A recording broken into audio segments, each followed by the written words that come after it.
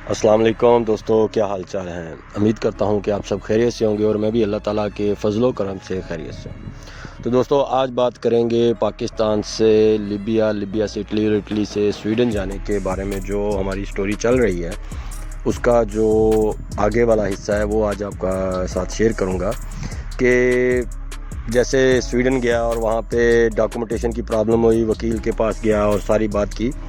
तो दोस्तों, बात बताने की ये है कि जैसे वहाँ पे स्टोरी के हवाले से बात कर रहे थे कि हमारे जितने भी पाकिस्तानी भाई हैं, ये सिर्फ़ उनके लिए है कि जो इस वक्त रास्ते में हैं। फॉर एग्ज़ाम्पल जो अपनी डंकी लगा चुके हैं और उनको अभी तक कुछ चीज़ों का पता है और कुछ चीज़ों का नहीं पता, ये उनके लिए है कि भाई मेरे, आप किसी भी अगर कंट्री में पहुंचते हैं, जैसे कि आप Italy, France, Germany, Belgium, Denmark, Norway, Sweden, किसी भी अगर कंट्री में आप पहुंचते हैं तो आप लोगों की सबसे अच्छी जो चीज़ है वो स्टोरी है।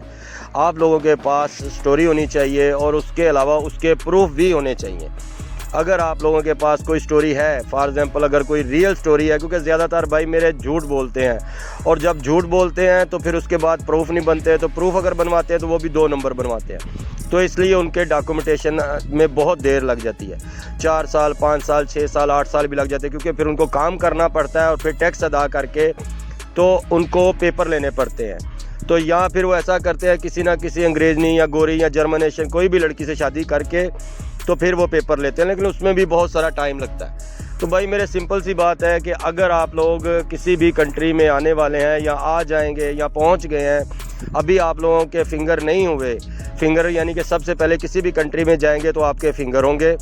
उसके बाद आपका इंट्रोडक्शन किया जाएगा कि आप कौन सी कंट्री के हैं, पाकिस्तान के, इंडिया के हैं, बांग्लादेश के हैं या जिस भी कंट्री के हैं, आपका वो प्रूफ लेंगे। अगर आपने ज़बानी कलामी बता दिया जी मैं पाकिस्तान का हूँ, तो वो एग्री हो जाएंगे। लेकिन कहने की बात सिर्फ इतनी है कि आपके पास एक स्टोरी होनी चाहिए जिस वजह से, जिस बेस की वजह से आप लोगों को यहाँ पे पेपर मिलेंगे। मसलन के स्टोरी की बुनियाद ऐसी होनी चाहिए कि जो जिस दिन कोई वाक़या पेश आया है, जैसे कि आप पाकिस्तान से कौन सी डेट से निकले थे, यूनान किस डेट को पहुँचे, तुर्की किस डेट को पहुँचे, या लिबिया किस डेट को पहुँचे, या जहाँ भी आप पहुँचे पहली बार, या किस डेट को पाकिस्तान से निकले, ये सारे दिन आपने याद रखने हैं। फिर अगर रास्ते में अगर आप तुर्की की तरफ से आ रहे हो, यूनान की तरफ से कुछ लोग आते हैं, तो उनके फिंगर होते हैं हंगरी में, स्लोवेनिया में, क्रोएशिया में, ऐसे उनके फिंगर हो जाते हैं। अगर उनके कहीं भी फिंगर हो रहे हैं तो वो भाई मेरे अपने फिंगर की डेट याद रखें कि हाँ जी मेरे फ़लाँ कंट्री में फ़िंगर हुए थे, मैंने वहाँ पे स्टे किया था। तो इस लिहाज से उनको बताना पड़ता है। फिर उसके बाद आप पाकिस्तान में जो आपको प्रॉब्लम है कि फॉर एग्ज़ाम्पल आपकी जान को ख़तरा था तो आप इसलिए यहाँ पे आए हैं, तो आपके पास प्रूफ होने चाहिए। प्रूफ कैसे होने चाहिए कि कम से कम आज अगर आप 2 साल पहले पाकिस्तान में थे, अभी आप किसी कंट्री में हो, तो आप यूरोप में आना चाहते हो, तो आपके पास 2 साल पुराने प्रूफ होने चाहिए, फेसबुक पे हो जाएं। उसके बाद आपका पुलिस स्टेशन का रिकॉर्ड हो जाना चाहिए कि जी हमने पुलिस स्टेशन से भी गए थे, हमने पुलिस की भी हेल्प ली थी। यानी कि ऐसे करके एक स्टोरी की पायदार बुनियाद होनी चाहिए और पूरी स्टोरी याद होनी चाहिए आपको।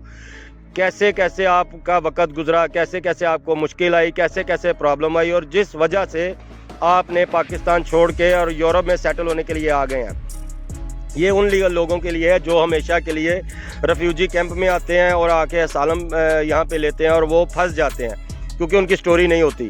फिर वो कुछ दिन, कुछ साल यहाँ पे रहते हैं, फिर किसी और कंट्री में जाते हैं, अगर वहाँ पे भी बात नहीं बनती फिर किसी और कंट्री में जाते हैं, ऐसे ऐसे अपना टाइम वेस्ट करते हैं। पेपर अगर आपने लेने हैं या आपकी डॉक्यूमेंटेशन की प्रॉब्लम है तो भाई मेरे, आप सिर्फ़ और सिर्फ अपनी स्टोरी अच्छी रखें।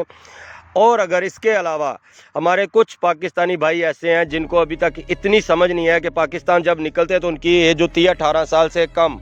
18 साल से कम जितने भी लड़के हैं, फॉर एग्ज़ाम्पल 20 साल से भी जितने कम उम्र के लड़के हैं, वो सब के सब यहाँ आके अंडर एज अपनी एप्लीकेशन फ़िल कर सकते हैं कि भाई आप अंडर एज हो।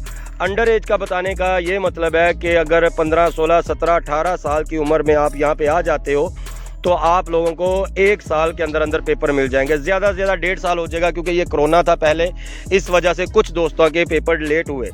तो अगर आपकी एज 18 साल से कम है, 17 साल है, तो भाई मेरे आप यहाँ आके ये नहीं करना कि बड़ी बड़ी दाढ़ी रख लेनी है, मूछें बढ़ा लेनी है और चरस पीती होते हो, बीरे पीने हैं, शराब पीनी है, ऐसे काम नहीं करना। आप अच्छे तरीके से आओ, क्लीन शेव अपनी रखो। आप उनको सीधा बोलो कि भाई मेरी ये डेट ऑफ बर्थ है, मैं 17 साल का हूँ, 18 साल का हूँ। तो फिर उसका ये आपको फ़ायदा हो जाएगा कि आप लोगों को अंडर एज की बिना पे आप लोगों को डॉक्यूमेंटेशन की जो इतना भी प्रोसीजर होगा वो जल्दी कंप्लीट हो जाएगा। यानी कि आपको जल्दी सारे कागजात मिल जाएंगे, आपको किसी ना किसी कंट्री की नेशनलिटी मिल जाएगी, चाहे वो 2 साल के डॉक्यूमेंट दे दें, चाहे 5 साल के दे दें। ये तरीकाकार सबसे अच्छा होता है। ऐसे को बहुत सारे दोस्त हैं जहाँ पे यहाँ पे आए हुए हैं, लेकिन उन्होंने आके क्या किया, दाढ़ी रख ली जी, मैं अभी यूरोप में आ गया हूँ, मैं अगर स्टाइल रख लाऊँ तो भाई मेरे उनकी इस दाढ़ी की वजह से, अल्लाह माफ़ करे, दाढ़ी का इशू नहीं है, लेकिन वो उनकी सिर्फ उम्र ज़्यादा हो जाती है। ये तो सुन्नत रसूल है, आप रख भी सकते हो, लेकिन जब तक आपके पेपर नहीं आते आप लोग थोड़ा सा इस बात पे एहतियात करो कि आप अंडर एज के पेपर ले सकते हो। और जो आदमी बड़े हैं, फॉर एग्ज़ाम्पल जिनकी उम्र 25 से ज़्यादा है, 40 से ज़्यादा है, 30 से ज़्यादा है, 35 है, तो उनकी स्टोरी पायदार होनी चाहिए, क्योंकि वो एक मैच्योर आदमी है। और मैच्योरनेस के साथ बात करें और ऐसे बात करें जैसे कि रियल है। रियल फॉर एग्जाम्पल के कुछ आदमी होते तो रियल ही हैं, लेकिन वो डर जाते हैं। उनको क्या मालूम होता है कि यार अभी इंटरव्यू में क्या पूछेंगे क्या नहीं पूछेंगे। और जो समझाने वाले होते हैं वो भी ऐसे समझाते हो, टेंशन नहीं लेनी भाई मेरे, ऐसा नहीं है। आप अगर यूरोप में आए हो तो अपनी वजह से आए हो, अपनी मुश्किलें आपने खुद देखी हैं, सफ़र आपने खुद किया है, मौत के मुंह से खुद निकले हो, पैसे आपने खुद बर्बाद किए हैं। तो भाई मेरे स्टोरी भी आपको ही होनी चाहिए। अगर आप लोगों को स्टोरी के बारे में कुछ और इन्फॉर्मेशन चाहिए तो भाई मेरे, ये मैं पहले भी बता चुका हूँ कि आप मुझे व्हाट्सअप कर सकते हो। व्हाट्सअप पे आप वॉइस मैसेज करो, मैं आपको रिप्लाई कर दूँगा। दूसरी बात कि अगर आप लोग ये सोचते हो कि आप बिल्कुल फिट हो या अनफिट हो, अनफिट मसलन कि आप लोगों को अगर कोई बीमारी है, जैसे कि हेपेटाइटिस हो जाती है, उसके बाद शुगर है, अगर आपको यरकान है, जैसे कि पाकिस्तान में, इंडिया, बांग्लादेश, ये बीमारियां बहुत फैली हुई हैं, तो इसकी बिना के ऊपर भी आपको डॉक्यूमेंट मिल सकते हैं। उसकी वजह यह है कि आपको ये चेकअप करवाने होंगे। आप उनको बताओ कि भाई मैं बीमार हूँ और मेरा पाकिस्तान में इलाज नहीं हो सका, या फॉर एग्जाम्पल आपकी तबीयत नहीं ठीक, आपके पास इतने सोर्सेज नहीं है, आपके पास इतने पैसे नहीं थे, तो आप इस वजह से यहाँ पे आ गए। यहाँ पे बहुत सारे लोग आते हैं और आ कहते हैं जी मैं वहाँ पे काम करता था, गरीब था, मुझे काम नहीं मिला, इतना पढ़ा लिखा नहीं हो, जो कमाता था वो घर के अखराजात के लिए ना काफ़ी था। तो इस बिना पे भी लोगों को पैसे मिले। यानी कि ये तो अल्लाह के करम है कि किसी को जल्दी मिल गए और किसी को देर से मिले, लेकिन सिर्फ दिमाग की बात है कि आप लोग अगर अच्छे तरीके से इंटरव्यू दोगे तो इंशाल्लाह ताला जल्दी आएंगे। तो अगर आप लोग झूठ बोलते रहोगे, उसका कोई आगा और ना पीछा होगा, तो भाई मेरे आप लोगों को पेपर कैसे मिलेंगे। इसलिए अपनी स्टोरी पे तवज्जो दें, अपनी स्टोरी पहले से तैयार रखें, और जैसे आप आएँ उनको ये बताएं कि जी हम आपकी कंट्री में इस वजह से आए हैं, ठीक है। और यहाँ आके ये नहीं कहना कि जी मेरा फ़लाँ कज़न है, मेरा फ़लाँ कज़न है, मैंने यहाँ पे रखा था, ये कहा था। अपने राब्ते छोड़ो, अपने पेपरों पे, डॉक्यूमेंट पे तो फोकस करो, और उसके बाद आप मिलो गिलो, काम करो, जहाँ मर्जी घूमो फिरो। एक बार आप लोगों की स्टोरी अच्छी हो जाए तो फिर इंशाल्लाह ताला पेपर आपको जल्दी मिल जाएंगे। ये बातें बताने के लिए भाई मैंने आपके लिए ये वीडियो बनाता हूँ। मेरे चैनल को लाइक करें, शेयर करें, सब्सक्राइब करें, और अगर कुछ भी इंफॉर्मेशन चाहिए हो तो भाई मेरे आप मुझसे रब्ता कर सकते हैं। अपनी दुआ में याद रखिएगा। ओके जी, अल्लाह हाफिज़, फ़ी अमान अल्लाह।